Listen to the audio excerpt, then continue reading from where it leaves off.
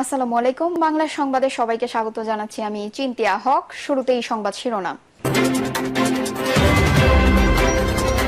এদেশে ক্ষমতাসীন ও ক্ষমতার বাইরের সবাই মিথ্যা কথা বলে, বলছেন মান্না। বিনামূল্যে হাসিনা ঘনিষ্ঠ ব্যবসায়ীর ফ্ল্যাটে বসবাস, নতুন বিতর্কে টিউলিপ। এতদিন চুপ ছিলাম, আর সহ্য করব না, বলছেন আরাফাত।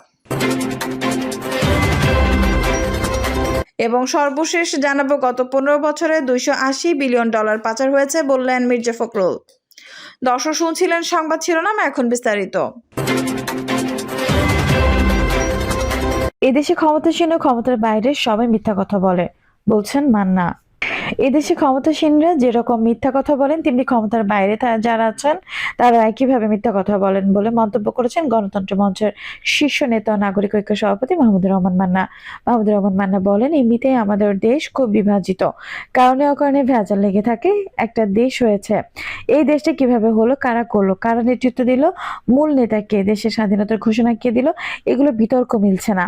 এদেশে ক্ষমতাসীনরা যেরকম মিথ্যা কথা বলেন, তেমনি ভাবে ক্ষমতার বাইরে যারা আছেন তারাও একইভাবে মিথ্যা কথা বলেন। সত্য খুঁজে পাওয়া মুশকিল, আর সত্য খুঁজতে গবেষণা করলেও সত্যের কাছে যাওয়া যায় না। তিনি বলেন, মাজারে হামলা করা মানে গুন্ডামি করা, আর গুন্ডারা তো কোনো ভালো মানুষ হতে পারে না। হামলা করা করেছে সেটা আমি জানি না, কিন্তু মাজারগুলোতে যারা হামলা করেছে এটা নিশ্চিতভাবে অন্যায় কাজ হয়েছে। যারা করেছে তাদের বিরুদ্ধে সরকারের ব্যবস্থা নেওয়া উচিত। বিনামূল্যে হাসিনা ঘনিষ্ঠ ব্যবসায়ীর ফ্ল্যাটে বসবাস, নতুন বিতর্কে টিউলিপ। যুক্তরাজ্যের ক্ষমতাসীন লেবার পার্টির মন্ত্রী টিউলিপ সিদ্দিকীকে লন্ডনে একটি ফ্ল্যাট উপহার দিয়েছিলেন আওয়ামী লীগের সঙ্গে ঘনিষ্ঠ এক আবাসন ব্যবসায়ী।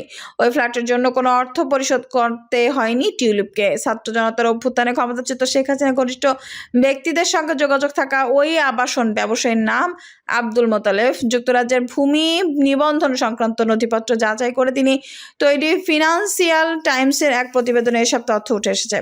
2004 সালে বিনামূল্যে পাওয়া লন্ডনের কিংস ক্রস এলাকায় 2 বেডরুমের ওই ফ্ল্যাটটি এখনো টিউলিপের মালিকানায় রয়েছে। প্রতিবেদনে বলা হয়, টিউলিপের ওই ফ্ল্যাটটি কেনা হয় 2001 সালের জানুয়ারি মাসে। তখন এর দাম ছিল £1,95,000। পাউন্ডের বিপরীতে টাকার দর অনুযায়ী £2,94,00,000। গত আগস্ট মাসে ওই ভবনে একটি ফ্ল্যাট বিক্রি হয় £6,50,000 প্রায় £9,80,00,000। টিউলিপ সিদ্দিক বর্তমানে যুক্তরাজ্যের অর্থনীতি বিষয়ক মিনিস্টার, ইকোনমিক সেক্রেটারি হিসেবে দেশটির আর্থিক খাতে দুর্নীতি বন্ধের দায়িত্বে আছেন। তিনি বাংলাদেশের ক্ষমতাচ্যুত প্রধানমন্ত্রী ও আওয়ামী লীগ সভাপতি শেখ হাসিনার বোন শেখ রেহানার মেয়ে।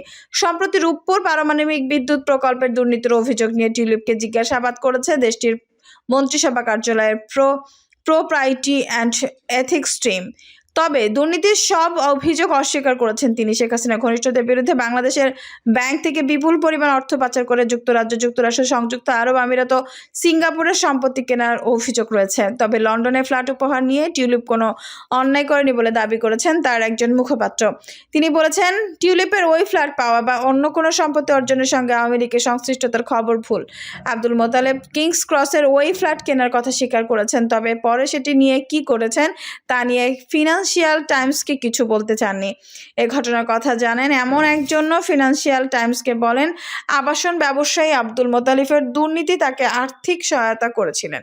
টিউলিপের মা বাবা তাই কৃতজ্ঞতা স্বরূপ নিজের মালিকানায় থাকা একটি সম্পত্তি টিউলিপকে দিয়েছিলেন। যুক্তরাজ্যের ভোটার তালিকা তথ্য অনুযায়ী টিউলিপ কিংস ক্রস ফ্ল্যাট পাওয়ার পর কিছুদিন সেখানে ছিলেন। পরে তার ভাই বোনেরা বেশ কয়েক বছর সেখানে বসবাস করতেন। এমপি হওয়ার জন্য টিউলিপ তার হলফনামায় 2টি ফ্ল্যাটের ভাড়া থেকে আসা আয়ের কথা ঘোষণা করেছেন।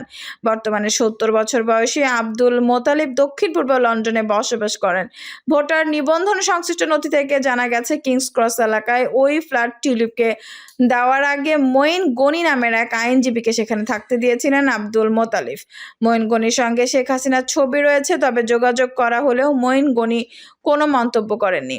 ওই এলাকায় মোতালিফের ঠিকানায় মুজিবুল ইসলাম নামের আরেক ব্যক্তি বসবাস করেন। মুজিবুলের বাবা 2014 সাল থেকে 2024 সাল পর্যন্ত বাংলাদেশে আওয়ামী লীগ থেকে নির্বাচন সংসদ সদস্য ছিলেন।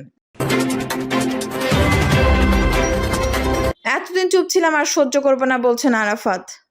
সাবেক তথ্য ও সম্প্রচার প্রতিমন্ত্রী মোহাম্মদ আলী আরাফাত বলেছেন, আমরা প্রথমে চুপ ছিলাম, পরে ধীরে ধীরে আমাদের বক্তব্য দিতে শুরু করেছি। এখন আমরা বলছি যে কিছু টেকনিক্যাল সমস্যা এবং প্রতিবন্ধকতা রয়েছে, তবে আস্থা রাখছি সবকিছু ঠিক হবে। সম্প্রতি একটি টক শোতে এসব কথা বলেন তিনি বলেন, আওয়ামী লীগ ছিল, আছে এবং থাকবে। আগামী আওয়ামী লীগের পরবর্তী ধাপে গুরুত্বপূর্ণ কাজগুলো হবে, বিশেষত জনগণের স্বার্থে সরকারে থাকাকালে নিজেদের ভুল স্বীকার করে সাবেক এই প্রতিমন্ত্রী বলেন, আমরা অবশ্যই আমাদের দায়ও স্বীকার করি। যখন আমরা সরকারে ছিলাম তখন আমাদের অনেক ভুল ছিল, সেগুলো আমরা স্বীকার করেছি এবং সেগুলোর প্রতি আলোচনা চলছে। এখন আমাদের উদ্দেশ্য হলো ভবিষ্যতে এসব ভুল থেকে শিক্ষা নেওয়া এবং এগুলো যাতে পুনরায় না হয় সে বিষয়ে কাজ করা।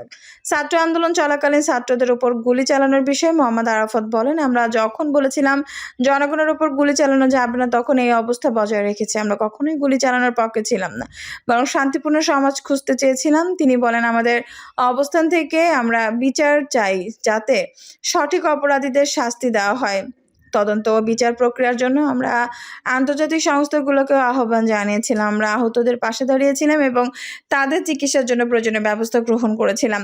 তিনি বলেন, সমস্ত হত্যাকাণ্ডের বিচার হতে হবে। আমরা চাই বিচার হোক সঠিকভাবে, যাতে প্রকৃত দোষীরা শাস্তি পায়। জাতিসংঘ সহ অন্যান্য আন্তর্জাতিক সংস্থাগুলোরও সহযোগিতায় আমরা যেটা চেয়েছিলাম সেটা এখনো সম্পন্ন হয়নি, কারণ সরকারি পক্ষ থেকে যথাযথ পদক্ষেপ নেওয়া হয়নি। এসব অভিযোগ উঠে তাদের যথাযথভাবে তদন্ত করা উচিত এবং তাদের বিরুদ্ধে সঠিক বিচার নিশ্চিত করা উচিত। এসব বিষয় নিয়ে আমরা চুপ থাকতে পারি না, কারণ সঠিক বিচার নিশ্চিত করতে না পারলে সাধারণ জনগণের মধ্যে অস্থিরতা থাকতে পারে। তিনি আরো বলেন, আমরা সরকারের দায় ও দায়িত্ব স্বীকার করেছি, কিন্তু জাতীয় জনগণের কাছে আমাদের আবেদন যে কোনো ভুলের বিচার করা হোক এবং জাতি যেন সঠিকভাবে বিচার পায়। গত 15 বছরে $280 বিলিয়ন পাচার হয়েছে বললেন মির্জা ফখরুল। গত 15 বছরে $280 বিলিয়ন পাচার হয়েছে বলে মন্তব্য করেছেন বিএনপি মহাসচিব মির্জা ফখরুল ইসলাম আলমগীর। মির্জা ফখরুল ইসলাম আলমগীর বলেন, বর্তমান প্রজন্ম গত 3 টার্মে ভোটাধিকার প্রয়োগ করতে পারেনি। এই কেমন গণতন্ত্রের কথা, এই কেমন রাজনীতি যেখানে 5 বছরে একবারও ভোটাধিকার প্রয়োগ করতে পারেনি। তিনি বলেন, আমরা গণতন্ত্রের কথা বলি কিন্তু গণতন্ত্রের সঠিক চর্চা করি না, ফলে ডেমোক্রেটিক প্রতিষ্ঠানগুলো তৈরি হয়নি। আমরা দলগুলো পরস্পরের বিরোধিতা করি। তিনি আরো বলেন, সহনশীলতার মাধ্যমে গণতন্ত্র চর্চা করে সামনে এগিয়ে যেতে পারি, তা চিন্তা করি না। বিগত সরকারের আমলে প্রতি বছর $16 বিলিয়ন বিদেশে পাচার করা হয়েছে, যা 15 বছরের হিসাবে প্রায় $280 বিলিয়ন।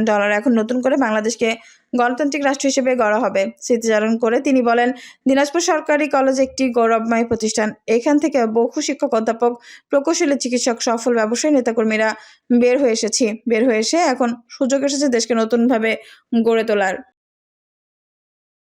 দর্শক, এই ছিল এখনকার সর্বশেষ সংবাদ। নিউজটি ভালো লাগলে অবশ্যই একটা লাইক দিন, কমেন্টে আপনার মূল্যবান মতামত জানান। সবসময় আমাদের পাশে থাকতে সাবস্ক্রাইব করে বেল বাটনটি অন করে রাখুন। ধন্যবাদ।